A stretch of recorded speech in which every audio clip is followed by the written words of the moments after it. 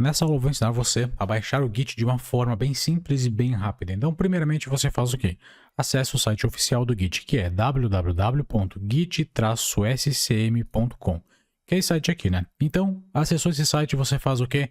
Você clica aqui em Download for Windows. Então, clicando aqui, você vai fazer o download para o sistema operacional Windows, correto? Sim, só que aqui tem um detalhe. Você pode baixar também para o Mac, Linux aqui, e assim por diante. Então, selecione o seu sistema operacional e agora você simplesmente clica aqui para fazer o download, né? Então, você clica aqui e agora você faz o quê? Espera o download finalizar. No meu caso, ele estará na área de trabalho, tá? Então, eu já volto. Perfeito, então, já temos o nosso download finalizado. Então, o instalador do Git está aqui na área de trabalho. Então, o que você faz? Clica 2 vezes sobre ele. A princípio, pode solicitar permissão para alterar alguma coisa no seu dispositivo. Você clica em sim para poder instalar, né? E agora você vai fazer o quê? Você vai simplesmente seguir o passo a passo que eu vou te passar. Aqui, inicialmente, você já clica em Next, ok? Clicando em Next, você vai ter essa interface aqui, onde você vai definir o local de instalação do Git. Pode manter aqui, inclusive recomendo para você que você mantenha nessa pasta. Clica em Next e agora você pode também clicar em Next. Você não precisa mudar absolutamente nada aqui nessa interface. Então, clique em Next e agora aqui nessa interface você vai basicamente selecionar aonde o Git vai instalar os atalhos dele. Então, basicamente, como atalho que eu digo, nós temos a interface gráfica do Git, nós temos também o terminal do Git, temos algumas coisas que o Git vai trazer para você e você vai definir aqui o nome dessa, entre aspas, pasta que vai receber isso aí, tá bom? Então, pode manter como Git e agora você clica em Next.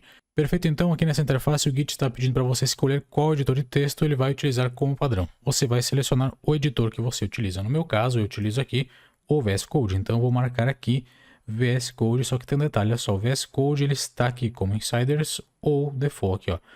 Use Visual Studio Code e aqui Default ou Insiders. Eu uso Default. Possivelmente você também utilize ele, então você marca o Default, tá bom? Clica em Next agora e olha só, nós temos o seguinte. Aqui temos algo que é novo. A princípio isso aqui não existia até pouco tempo atrás. O Git fez a implementação disso na instalação porque nós tínhamos muitos problemas entre aspas, de compatibilidade. Basicamente o que acontecia? Você criava um repositório pelo seu computador, ou seja, você criava um arquivo pelo seu PC, quando você mandava para o seu repositório lá no GitHub, ele geralmente ia uma branch chamada de master. Só que, por padrão, o GitHub trabalha com uma branch chamada de main. Então, para evitar esse tipo de problema, o que foi feito foi criada a opção aqui de você ter o nome da branch criada no seu computador como sendo main. Talvez ficou difícil de você entender, mas quando você começar a criar os seus repositórios, vai ficar muito fácil. Pode confiar, tá bom? Então marca essa opção aqui e agora você clica em Next. Inclusive não muda o nome, deixa main, tá bom? Clica em Next e aqui nessa tela basicamente a gente vai definir aonde você poderá usar os comandos Git no seu Windows. No caso, a primeira opção seria essa opçãozinha aqui. Ela vai permitir com que você utilize somente o terminal do Git para rodar comandos Git. Isso aqui não é interessante, então a opção mais interessante, inclusive recomendada aqui, ó, é a segunda opção. Essa opção permite com que você utilize comandos Git em qualquer terminal, seja no Git Bash, no prompt de comando, até mesmo no PowerShell. Então marca essa opção. A outra opção que nós temos é essa aqui, mas não é recomendado. Inclusive essa opção ela adiciona comandos do Linux que podem sobrescrever alguns comandos que você tenha no Windows. Então marca a segunda opção aqui, beleza? Marca a opção, agora nós temos aqui nessa interface o seguinte.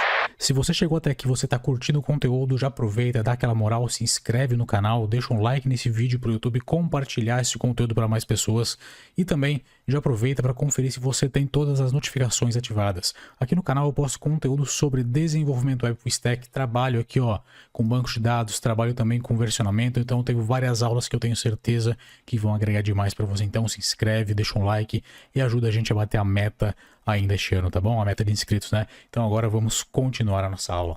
Essa primeira opção, ela basicamente utiliza a versão SSH que já vem incluída com o Linux, na verdade com o Git, né?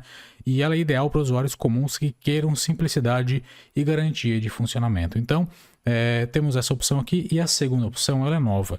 Ela utiliza uma versão do SSH que já está instalada no seu sistema e ela é encontrada dentro da pasta path, mas ela exige que você já tenha o OpenSSH configurado corretamente no seu sistema. Por isso não é interessante. Você marca essa opção aqui de cima, tá?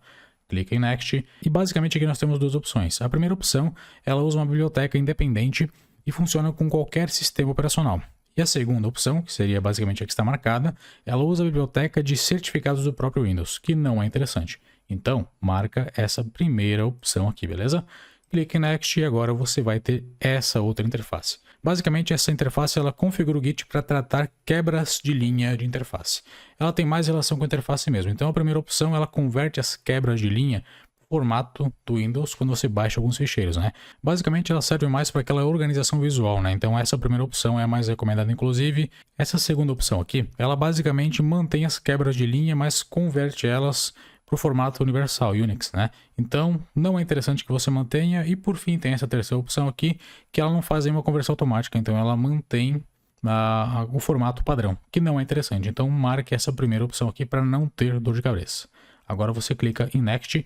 Nessa interface aqui, basicamente a gente pode escolher qual programa de terminal será usado para executar o Git.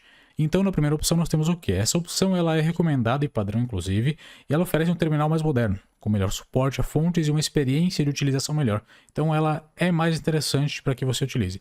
Já essa segunda opção, que seria essa aqui no caso, ela utiliza o terminal antigo do Windows, que é o cmd.exe, né? Ele é mais limitado em recursos e o histórico de comandos também é limitado. Então é interessante que você mantenha essa opção aqui, perfeito? Clica em Next e agora você vai ter essa outra interface. E essa aqui ela é muito interessante, olha só, ela é nova inclusive. E o que nós temos? Aqui em cima, no próprio cabeçalho, você vê o que deve ser feito quando for dado o comando git pull por padrão. Se você não sabe o que é git pull, basicamente é o que? Quando você tem o seu repositório lá no GitHub, você tem o seu projeto online e você pode trabalhar em equipe, né? Então, por exemplo, eu tenho meu repositório e o João pode vir lá e alterar o meu código. Quando o João altera, eu preciso passar esse código para o meu PC, certo? Porque daí eu posso pegar o código que o João alterou e alterar no meu computador. Só que para isso eu preciso dar um comando, se chama git pull, que é exatamente isso aqui. Então aqui nessa etapa da instalação, ele pergunta o que deve ser feito por padrão quando eu der um git pull, quando eu puxar as atualizações que foram feitas no repositório que foi alterado. Basicamente a primeira opção que nós temos aqui, que está marcada, ela faz o que? A configuração padrão, mais segura inclusive, ela atualiza o código com as alterações do repositório de forma inteligente. Então basicamente essa opção aqui é a opção que você vai marcar, mas eu vou comentar também as outras opções com você. E aqui na segunda opção, nós temos o seguinte, nós temos o que? Quando eu der um git pull, eu vou reorganizar todo o histórico de commits para manter uma linha do tempo mais lógica. Só que essa opção ela pode causar mais complicações, principalmente para quem não tem tanto conhecimento com Git ainda. Então não é interessante que você marque. E para fechar então, essa terceira opção aqui, ela só permite atualizações simples. Caso ocorra qualquer tipo de conflito, o comando vai falhar e você que vai resolver isso manualmente. Mas de forma inicial você vai marcar essa opção aqui, que é a mais interessante de todas, é a mais segura e a que vem por padrão também. Então você pode marcar essa opção e agora você dá um Next. Clicando em Next, então nós temos o seguinte, aqui nós temos um gerenciador de credenciais. Isso aqui está totalmente relacionado com o GitHub. Por quê? Olha só, a primeira opção, ela armazena e gerencia automaticamente todas as credenciais, usuário e senha, né?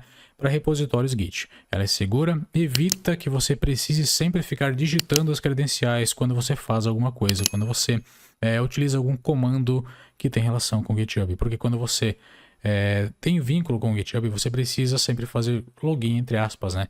E isso aqui evita a necessidade disso toda hora. Então é interessante que você marque ela para que seja feito esse gerenciamento de credenciais. Se por acaso você marcar essa opção aqui, o que vai acontecer? Você não vai ter um helper de credenciais, você não vai ter esse autosave, então você vai sempre precisar ficar digitando as suas credenciais, tá bom? Então mantenha essa opção aqui que é a mais recomendada. Clica em Next e olha só, temos mais uma etapa de configuração ainda e essa aqui a princípio é a última, tá? Aqui nós temos o que basicamente? Nós temos uma etapa de configurações extras, como você pode ver aqui. O que seria isso? Essa etapa permite com que você ative funcionalidades adicionais para melhorar o desempenho do Git e segurança também, né? A primeira opção, que é a que está marcada, inclusive você pode marcar as duas, não tem problema, ela basicamente acelera as operações do Git e guarda temporariamente memória na cache, né? Certas informações do sistema de ficheiros. Então, é interessante que você mantenha essa opção aqui habilitada. A segunda opção, ela é desmarcada por padrão, inclusive também recomendo que você não marque ela. Ela permite com que o Git reconheça links simbólicos, atalhos, ficheiros ou pastas, né? Então a maioria dos programas do Windows não precisa disso, por isso não é interessante que você marque. Então você pode simplesmente clicar em instalar e pronto. Só que um detalhe antes de mais nada, olha só. Deixa eu mostrar para você uma coisa, eu vou abrir o CMD aqui.